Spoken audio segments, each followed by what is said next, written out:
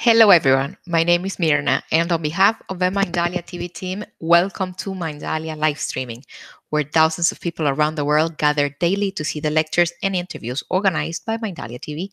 Today, with us, Angel Rebo, CEO, consultant, TV host, international public speaker, and president of the Wisdom for Kids Foundation, is interviewing Robert Gelber. He is a business coach and spiritual experiencer. They are going to be talking about the spiritual journey. Before starting with them, we want to remind you that Mindalia is a non-profit organization. Our mission is to share information that can help raise the level of consciousness around the world, and you can help us. Subscribing to our channel if you haven't done it yet, leaving us a positive comment down this video, or sharing it with someone that you know that is going to benefit of the content that we're going to be talking here today. Also, we are live streaming right now. This is live, so we have the active chat, the screen that you're going to be seeing here on my side. Through there, you can interact with us. You are very welcome to enter your questions. And last but not least, you can go visit us and like us, subscribe to Mindalia Televisão in Portuguese and Mindalia Televisión in Spanish. There we are broadcasting from Monday to Friday information as beautiful and as interesting as the one that you see in Mindalia TV every day. And we want you to collaborate with us with your own valuable content. And for that, you can go to our website. On the top, you're going to be seeing a link that says Collaborate with Mindalia. That link is going to take you to a form that you can fill out, and our technical team will be contacting you. I'm not going to delay this any further. I'm going to leave you with Angel and with Robert. Guys, welcome to Mindalia live streaming. The screen is yours. Thank you. Thank you very much, Mirna, for the introduction. And Robert, thank you again for being with Mindalia TV and sharing your wisdom with us. My pleasure. Absolutely. So, we're here in Utah in a farm in the middle of a beautiful place surrounded by nature, and a group of us are having a spiritual experience in these 3-4 days. And we already spoke with you the other day, but we have already experienced a few amazing things, and we would like to know a little bit more about how are you living it? What are you being, your feelings, your emotions? How is it going? Well, I'm actually flying. It's hard to keep the feet on the ground. I spend a lot of time hugging trees to try and stay grounded and present with what's going on. I did this art factory workshop in August, and it was fantastic and amazing. And this is quote unquote the same workshop. We have a lot more people and a lot more different people, plus the infusion of crystals from a couple who were kind enough to bring some. And the ramped up energy and the level is even more amazing than the first one, which is really hard to believe. What would you say that stones are doing to when you're having a spiritual experience? What do stones bring after having had already this 1 day and a half experience around them? Yeah, I think they support the energy of all the people, and they help raise it. And I think they're helping all of us to get clearer and to clear more of whatever is in our way on our path, whether you call it spiritual or otherwise. So I think that's been a major extra bonus to what we're doing here. When you said that you already came to have a similar experience, but you're saying that it's a different one. Why do you think that human beings going maybe to similar kind of external experiences will actually experience it in a different way? Well, it's my knowing that we all put off frequency, energy, whatever you want to call it. And if you shift even one person from a previous experience, the experience is different because you have a new energy in the room combining with all the other energies. And in this particular setting, everybody involved has very high energy. And combining all that is just completely uplifting the event. It's phenomenal. We've been talking throughout the event about the concept of perspective, like being a crucial concept that if we understood it well, maybe we would see our lives differently. Would you agree with this statement? How are you living perspectives in your life? Right. Well, perspective is everything. And what I mean by that is it's how you see the world. So another way to look at that is, and a way that I often have is, we all have filters that we see through based on our experiences, based on our knowings, based on our beliefs. And so it's your own personal experience, but there's more out there than that. So I think if you can look at it and say, I'm looking at something, and let's say it was a negative thing, for example, and you're looking at it through your perspective. So how can I change my perspective to make this something I can grow from, I can learn from, perhaps even turn it into something that's positive? So it's like you got your camera and you're using, I'm not a camera person, but you're using a short lens. Well, let's put on a wider lens so that we can see more of what's going on. And when you can do that, you change the experience. It affects you differently. So that's what the whole perspective piece is all about, I think. What made you go to the first workshop? Well, I had been doing a bunch of the webinars that Julius has out there. And actually, at first it was difficult because the language that Julius uses was different than what I was used to. But something inside me said, stick with this. And so I did. And as I get more comfortable with the language, I mean, the teachings and the growings are phenomenal. And it's advancing me, I don't even know how, it's advancing me exponentially compared to what I've always been into kind of spirituality and growth, and but this is taking it to a new level. And there's a lot of offers, right? I mean, there's a lot of choice out there that Absolutely. You can go to and you can peek and you can experience, right? Yes, and I've done a lot of things, and a lot of them have been extremely valuable. I'm actually finding in following Julius and some other things that I actually do, I don't have time for others at the moment.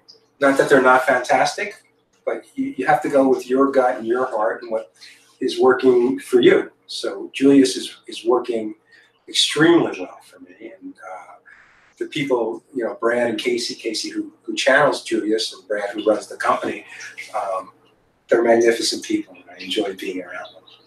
Exactly. So he's mentioned Julius twice. If you go to expandwithjulius.com, you will understand what he's talking about. And we are the premises of Julius and Casey's retreat center, and we're having this, first-hand, face-to-face experience with Casey and with Brad, as you mentioned. So there might be people that they have never had any sort of experience, of a spiritual experience, and maybe they're starting to see more and more people around them that they have started some sort of journey. They've read a book or they've watched a video. And what would you recommend them? Yeah, I don't want to recommend a specific thing. I mean, I know what works for me, and I've experimented around a lot. And there are a lot of tremendous things.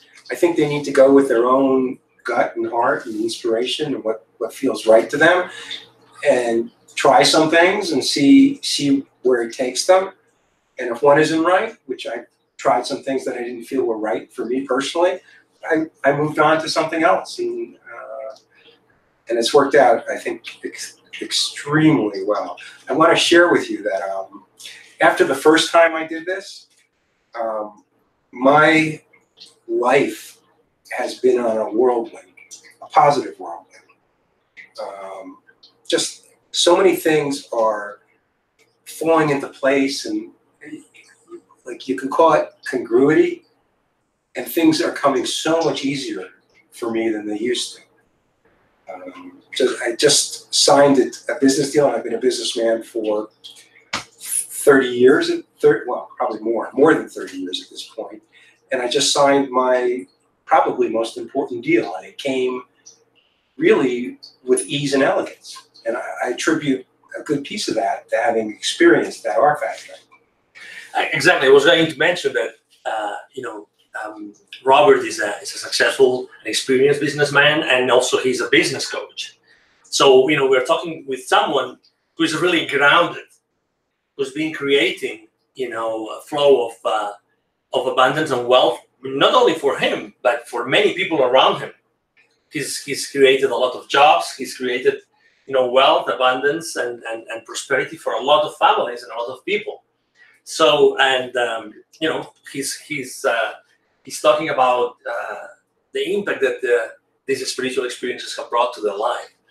At the same time, typically businessmen tend to be very busy people, but very grounded, right? I mean, they want to see they want to put maybe their hand in the wound of the side of Jesus Christ, to make sure that it's Jesus Christ. And you understand what I mean. It's because you deal with very grounded CEOs very often. So why would you recommend a business leader to just give a try to some sort of a spiritual journey, Robert? Well, I think it's critical for everybody, including business leaders. Like myself as a coach, I approach it that if I can help a CEO to grow, that helps however many families are working with him. So it gives great impact for everybody. And I tell every one of my clients, and I tell anybody who cares, in the case of a CEO, a company can only go as far as the CEO will take it. And all the other things are noise. When you have all these problems, at least from my experience, it all starts from the person running the company and how he shares things and includes people and does things. So, I started out as an accountant and a lawyer. And particularly as an accountant, very grounded and very numbers oriented, and I still have all that. But when you add the component of looking inside yourself for the CEO, since that's what we're talking about, and they can see what biases, what problems, what things they're having, and I help them link those problems with what's going on in their business, because they're all motivated for their business. I don't know if they would do it so much just for their personal lives, but when I'm able to link it, they'll do what they need to do and actually go in and try and change and make it better, and then their business can thrive more. What would you say? Because when someone takes 3, 4, 5 days to go to a place like this to have these kind of experiences, we're always looking for specific results, like tangible or maybe not tangible, but specific results that someone can look for when they go to these kind of experiences. What would you say, personally, what would you say? You mentioned a deal that you were able to cut really with a lot of ease thanks to that workshop. Mm-hmm. Now that you're at the second one, what would you say, maybe some practical, down-to-earth benefits or results you have been started, or you're feeling that you're experiencing? Again, from my understanding of the way the universe and the world works, my goal is to just expand myself, and I don't put expectations on what that means and what it's supposed to be. I'm just trying to grow and improve myself and improve the world. And honestly, without the expectations, and particularly from the first R Factoring, the joy level in my life has grown exponentially. And I see it more and more every day. And I see it more and more in what I'm doing to help others and be involved with others. I see it in my own businesses. It's infectious, and I don't like to put numbers to things. I really don't. I never do it with my CEOs other than when they're working on a specific practical issue that I'm helping them with, because the numbers come. The importance is the feelings and the emotions and the thoughts behind what they're doing. I'll share with you it's actually an old Jewish story, and I've heard, I guess other ethnicities use it also. It's similar. So the story is, there was this peddler in Russia, and he had a broken down business, a couple of donkeys, a broken down car, yada yada. So anyway, one day his donkey dies, and he can't afford to buy a new donkey. And he's talking to God, and he says to God, please, just provide me another little donkey so that I can keep providing some money and live and yada yada yada. So anyway, he gets his donkey, And the punchline is on the side is an angel with these two beautiful steeds that were meant for him. And so they say to God, what am I supposed to do with these? So the point of that is allow more in your life than what you expect.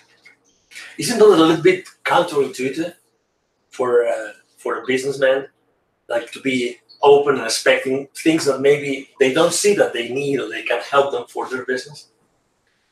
Well, I can see how some think of it that way. I do. And I say, in some of my businesses, I set goals and have expectations of what those things are going to be. And we implement them, but we implement them within the framework of, at least for me, of trying to grow my people in the business, of my relationships with my vendors, of my relationships with my customers, because it's a microcosm, and the whole is really important. So, there's a movement called conscious capitalism that I kind of adhere to and espouse. So, and over time, there's books and stuff. They are actually more profitable than companies that don't do that. Excellent. Well, so thank you. Thank you very much, Robert, for being with us today again on Mindalia TV and for sharing your journey and for sharing. Having me. Please, anytime. You know, it's really extraordinary to be able to, hear these stories and real life stories of what's going on in the world today, and how can we inspire other people to maybe choose that journey, or at least to start thinking about it. So thank you very much. This is Angel Riva with Mindalia TV. Thank you very much for being with us today, and hope to see you soon. Thank you. Bye-bye.